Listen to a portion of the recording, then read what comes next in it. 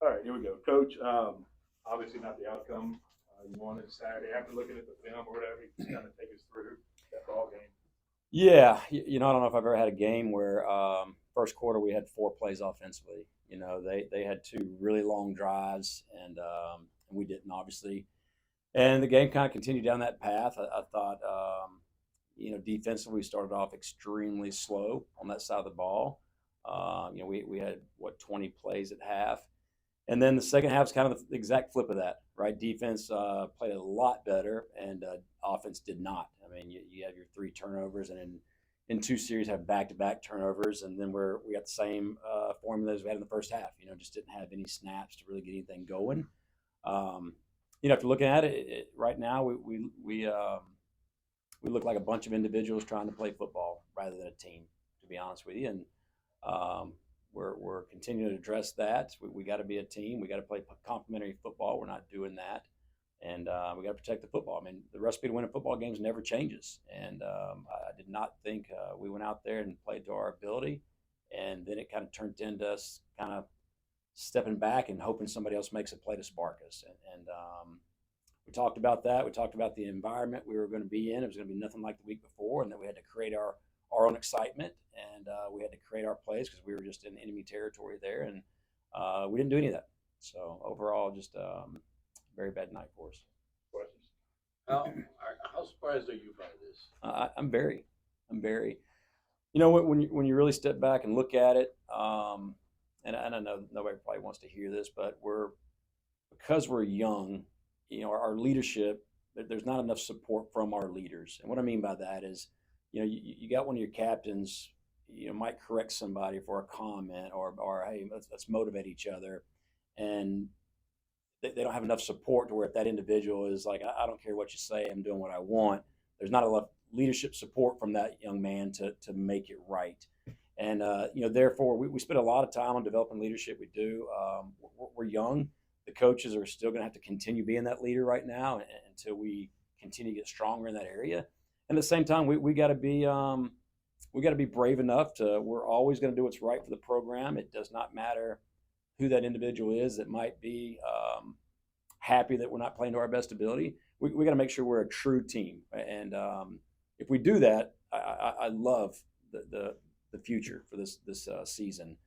If we don't, we'll continue being a bunch of individuals like we were Saturday night, and we're going to continue addressing that. And by no means is anybody, giving up on these guys. I love these guys. I think we got a lot of talent. I think we got a lot of young guys, and if we need to keep playing more and more young guys, we will. We traveled 6 true freshmen last week. This week we'll probably travel close to 9. And we're going to keep attacking and striving to get better every day. And there's no excuse not to. And we need to have a team, not a bunch of individuals. Following that theme of being surprised, how surprised, using that phrase, that Lance has not progressed, has not produced the way he needs to, and not maybe come up with those big plays that you so desperately. Yeah, I mean, it might be easy to say that, but look, we had a touchdown pass in the end zone that was dropped there in the second drive, right? I think we had 5 drops the other night. Um, we've had some sacks where somebody's gone the wrong direction. So I think it could be easy to say, well, wow, here's this guy supposed to be the savior quarterback. Nate's my guy. I got full confidence in Nate. He's a sophomore that is out there in just his 3rd game back. Um, he made 2 crucial mistakes. There's no question about that. There's nobody beating him up over that harder than he's beating himself up over that. But um, he does the right thing on and off the field. He loves this team. He's striving to get better every single day. My only issue with Nate, he puts so much pressure on himself to be perfect. And I'm trying to explain to him that's not going to happen. Play football. Stop going out there and feeling the weight of everything on your shoulders, because I don't need you to have the strong shoulders. I need you to go play quarterback. You stated about Nate. Offensive line didn't play great. Yeah. Receivers dropped a lot of passes. Defensive line couldn't get off. Defense couldn't get off the ball on 3rd down. Yep. More of a total team failure. Absolutely. I mean, Again, I keep talking about us being young a little bit, but there's a reason at every level, professionally, collegiately. There's a reason why teams that have the most veterans are probably going to play a little bit better. I'm not saying they always win, but I also do believe that a young team can be dangerous if they get a couple of breaks and they start believing in everything and playing together. So and I think we got plenty of time to still do that. But I'll tell you this about a young team is when one side of the ball is not doing great, the other side of the ball is going to panic and start thinking if we don't score every play, we're going to be out of this game right now. We got to score. We got to score. And then vice versa, right? I mean, if defense is going out there and getting stop after stop and the offense isn't scoring, then defense starts feeling like, well, if we don't get a magical play and stop every single down, we know that they're not going to score. So that's what I mean by we're not playing complementary football right now, and we've got to get to that. Which it's still pretty early in the season, but back-to-back seasons now starting 0-3. What is the level of urgency right now? That's newspaper clippings, and for y'all to talk about. I'm focusing on one game at a time. Look at our conference right now. There's 2 teams in our conference that have a win. It's so early in this season, and I'm not going to let that pressure build up on these players. I hope I can prevent that as much as I can, right? And I'm not going to continue putting that kind of pressure on myself and my staff. We are coaching to our best ability, and some might not like that. We're coaching as hard as we can every single day, and we're going to keep coaching these young men hard, and we're going to keep loving them hard. But we're going to make sure that we're staying at that standard. And right now, we got to make sure we're coming together. And I told them after the game, we're really going to learn about people's character right now. Right now is when we're going to learn about people's character. And I'm big in leadership development. I believe that's got to be the backbone of your culture. But you talk about leadership, you teach it. It's pretty easy when it's 70 and sunny. When it starts getting pretty stormy and nasty outside, then you start seeing some true colors. And we saw some of that Saturday night. We really did. And we're going to address that. And that's I'm not hanging our dirty laundry out there. That's for us, but we're going to keep coaching hard and doing things the right way. Do you have to coach differently a little bit because there isn't much leadership on the team? Yeah, I think so. I mean, you guys have to become the hard guys. Yes and no, right? I mean, I'm not going to go in there and beat the team up today. We're going to have an adult conversation. We're going to point mistakes out. We're going to point some incorrect attitudes maybe out, and just keep preaching team, and you got to play for your brother and play to your best ability, one play at a time. Anything else, is detrimental to the success of a team, right? So I do think you got to coach a little bit different. If I had 27 seniors in there, I could probably go in there and shut the door and get after them hard right now, right? Like naturally you want to, but we're not at that stage right now. So we're going to coach them hard, but it's going to be more of an adult conversation about here's some areas we got to improve on. So following that, kind of, I think you answered it, but I want to verbalize this. Knowing that this is a college team and you have some youth, but when do you get to that point of being stern? I'll use that word. Well, and also stern to see tangible results on the football field. Well, I mean, hey, make no mistake. I'm stern. Like we'll remove something if we need to, right? Mm-hmm. Or someone. We're going to do things the right way. But also, I mean, they're very young adults that are going to make mistakes. But if somebody's continually not living up to the standard, then there's an issue with that, right? But no, I'm don't take this the wrong way. I'm not scared to be stern or hard on. We are hard on them and we coach them hard. But I think right now they need to continue being told what those standards are and the expectations. And an expectation, if you don't live up to that, then you kind of regroup and go after it again. But a standard is the way we're going to live on and off the field. And if we're not holding ourselves up to that standard, then there's an issue, right? But no, these guys know we'll get after them. They do know that, but I think they also need to know this is coming from a good place. It's coming from, we've got to be a tight-knit group here. We got a long season ahead of us. All the outside noise, block it out. I've got to do that too, right? All the outside noise, just block that out.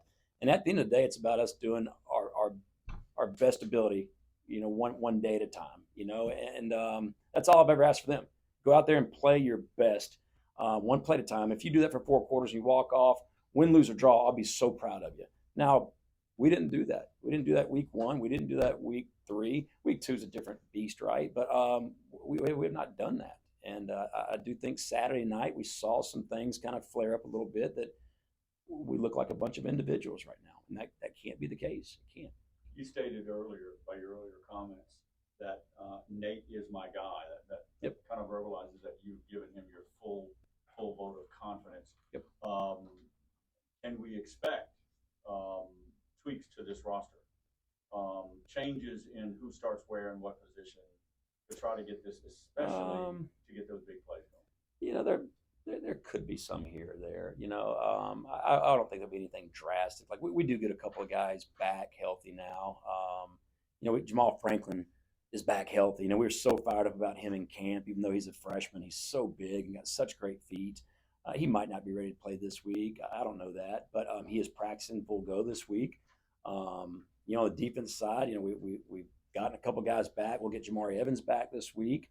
But we got Tony Gibson broke his hand in several places, so here's another D lineman who's going to be out for a little bit. So I don't really foresee any position changes if that's what you're asking. But we do get a couple more people back, which is good. Kind of just going back onto the game, you did talk last week about you knew that they were going to run the football a lot. And second drive that they scored on is a 14-play drive. Just what do you think they did so well against your defense this week just to present that style of run? Well, I think they won the line of scrimmage, and we didn't, for whatever reason, and we didn't play physical that first half defensively, and the guys who watch film and they know, we can't wait. We can't sit back and wait for good things to happen. We've got to go attack and make good things happen. And the offense was no different. They weren't. We started sitting there waiting for somebody to make a big play, waiting for that magical throw downfield, and you can't. Just line up and play as hard as you can, one play at a time. And we haven't done that yet. And you might see more young guys playing. I'll tell you that. You might see more true freshmen playing. I just want guys that are going to go out there and are very excited to play and want to give us everything they got. Because I can live with mistakes. We can live with mistakes. But Mekhi Paris is one of them, right? I mean, he made a couple big mistakes, but the guy's special when the ball's in his hand. He's going to be a dude for us, So, hey, if we're going through these troubled waters right now, let's put some young guys out there and see what maybe they'll give us a spark, right? Do you feel like this is a crossroads game? Or is that? I don't. I really don't. Is it a big game? Absolutely. Eastern Illinois feels great about themselves. They won the first game of the season. Then they won last week against Illinois State. That's a good program. So they believe. There's no question about it. Eastern Illinois, they believe. We're not to that juncture, right? We don't believe yet, And so I don't think it's a crossroads game. It's a very important game because it's the next game for us. But we hadn't started conference play yet, and again, our conference looks like everybody's kind of going through some similar situations right now. Tell us about Eastern Illinois. I'm the only one that wants to know about Eastern Illinois. They got a transfer quarterback. He was a 3-year starter at Georgetown. He's a pocket passer. Got a good arm. They threw a touchdown pass. They drove the field 97 yards, threw a touchdown pass with 30 seconds left in the ballgame to win last week. So big win for them, especially winning in that fashion. Defensively, a lot of the same guys back. They got size to them. They are big guys. They're long. And then offensive, I think the biggest difference is they got their trigger man. The guys played some good football. Defensively, they had 6 turnovers in week 1's win. 6. 3 of them were pick sixes. Well, 2 were pick sixes. And the third one was returned to the 1-yard line. It's the same thing. And then, they have given up 8 sacks offensively. So we need to see if we can expose that some. We need some help in that area, right? But I don't. There's not a big difference between the two programs. To be honest, when you look at them on film, the difference is right now they've won some close ball games and they believe. Well, you mentioned the outside noise. When you start off, we'll call it 0-2. You Yeah. start off, and the offense is also struggling again. That outside noise is more than likely negative chirping. Okay. Yeah. I don't know. You'd have to say what that outside noise is. I don't believe you've ever stated that this year would be a rebuilding year. You stated that No. this is a program and this is a time of college football that you need to win now. Yeah. So can you clarify that? Do you feel Well, now that it's going to be a rebuilding, or No, but No. here's a great example. Well, first of all, we did state we had 57 new players, so it's almost like here you go again with a brand new team, right? But you expect to go compete and win. You always do as a coach. You have to. But my wife reminded me of this. Mike Norvell down there at Florida State took over a program that has been down, right? And he struggled really bad for 2.5 years, and now he's got one of the hottest teams in college football. And she reminded me, she goes, you're so upset about this right now. She goes, but you can't skip part of the process.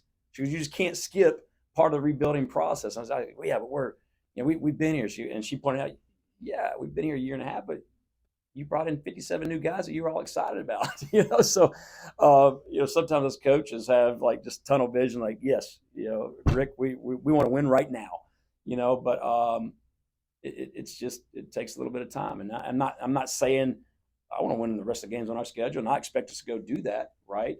And we're coaching that way and game planning that way, but we got to grow up real fast. We do. We've got to grow up real fast, and I think right now the biggest issue with us is we need to be a true team. It's okay to be young as long as you are a true team, meaning I don't care how many snaps I play, whether it's 100 or 2.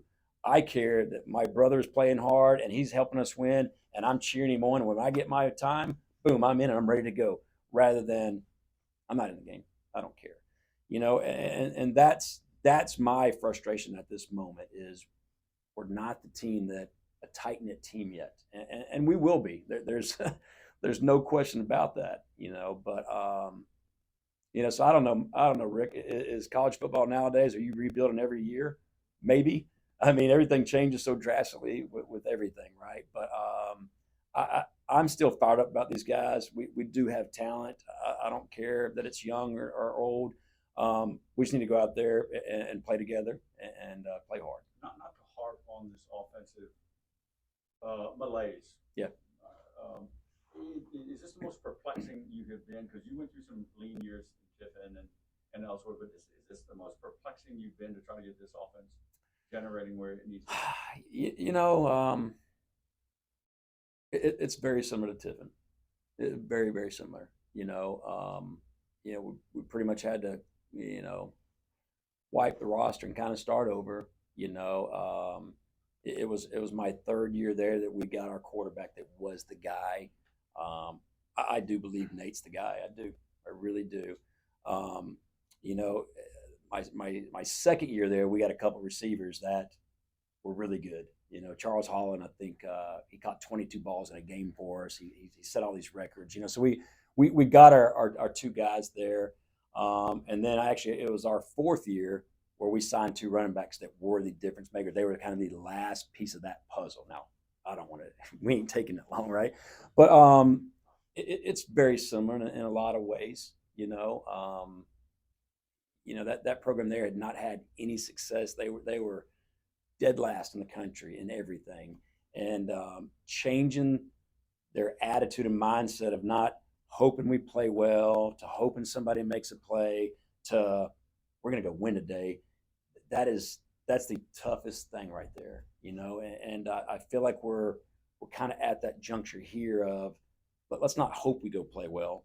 Let's go out there and expect we're going to play hard and we are going to win, and that's the toughest challenge with changing a program. Was there just did we put too much expectation on this considering how bad the program really was? I don't really want to answer that. I'm. It's my program now, right? Like I don't want to harp on anything in the past. This place used to be just the Taj Mahal of FCS, right? And we've obviously fallen from that, but I got full confidence we're going to get back there.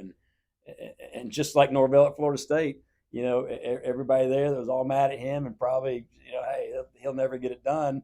I bet you those same people right now are, hey, I love my Florida State. Can't wait to playoffs. And that's okay. I understand. Being a fan. I'm a big Saints and Braves fan. I understand it. But we got our work cut out. There's no doubt about that. Are you disappointed in the receiver so far? I expect better. Not finding there just doesn't seem to one guy to step up. I expect better, but I will tell you this. We had an amazing phone call with one of them. I won't even put him out there. And one of the guys that last year was in my doghouse. I think he has matured drastically. His comment he made to me last night blew me away, but gave me a lot of excitement and hope that, we are growing these young men. And, his comment was basically, Coach, I don't want my buddies to dislike me, but I know, some of the guys are not all about the team, and I'm going to tell the team this today, and how do you go about that, right? Like, hey, Jim, we're best friends. We've grown up together. I love you, but I'm playing and you're not, and you're mad about everything. Well, we still can address it. We can address it by, what, Jim, I love you to death. You know that. We're boys. We're friends. I love you to death. But your actions right now are detrimental to our team's success. You got to stop being negative and you got to start being positive and work harder if you want to play more. So I had this conversation with him. He's like, well, Coach, that makes sense. So, I mean, we're behind the scenes. Good things are happening, but it's almost like we had to hit the reset button again I really did expect what we learned at the end of last season would carry over, and it hasn't. It hasn't. So it's like we're still having to have these conversations about how do you address that? I want Jim to like me. He's my friend. I don't want to be mad at me. But how do I tell Jim, man, you're not caring about the team's not right? So right now it's more about that stuff than it is X's and O's. And I think when we start getting that fixed, the X's and O's are going to work itself out. We had such a good summer in camp. We really did. But now when it's not 70 and sunny, we're reverting back to, oh, well. So let me go back to the quarterback, and not to pound on this, but You already have, Rick. Well, That doesn't make it right when you say that. I'm politically correct, I guess. Yeah. Lance is a smart guy. Yeah. He knows at any level, in particular FCS, and the examples are there. There's examples at Incarnate Word in particular. Go back to Cam Ward. You get that guy, and it can be turned around very quickly. Yeah. I think and my question to you is, do you sense that? You mentioned earlier about he so much pressure to be perfect. Is there so much internal in his mind that at quarterback, I can flip the switch and turn this thing around by myself? I think so, but I think that's just his makeup in general. I mean, I think if you're playing dominoes with a kid, he's just going to be so mad that he didn't get that point right there or something, So I don't think it's the pressure of McNeese. I just think it's him. It's the way he's built, and we got to steer that the right way, and it's going to take a little bit of mentorship with him. And I told him, I told him yesterday, he's up here and he's so upset. And we're talking last night. And I'm like, dude, you're no different than me or any of us coaches. Like, I want to win so bad for you guys. I'm so upset about it right now, but you're not going to be perfect. I'm not going to be perfect, right? So just relax and have fun playing the sport that you love. You're good. You're a good player. But stop putting the unnecessary weight of everything on you and the pressure of I need to throw that perfect ball right here because just go through your progression, deliver the football like you know how. Because he's in camp. We had one session in camp at the very end of camp, and he throws 4 touchdowns right there against our defense, and it's just because he took the ball and fired it and didn't. There was no. He was just calm and cool, right? And again, some of that's just getting out there when it matters and getting these game reps in. He'll learn from his mistakes. I got full confidence in that. But I know he cares. I know he's got the ability, and I know he's a really smart guy, sharp guy, and that's exactly why he's our guy. The last one I had for you is just you talked and touched about it just a second ago. During the summer, you were really excited about what you were seeing from the team. And now you're talking about, some of these guys need to start focusing on the team. Did you see anything during the off season that saw that something like this could happen within the team, or? No, not other than we're young. You can probably guess some of this might happen, right? If it starts going sideways, I mean, again, it's easy for us to sit in this room right here and talk about what a great leader I am, and I got your back, and you got my back.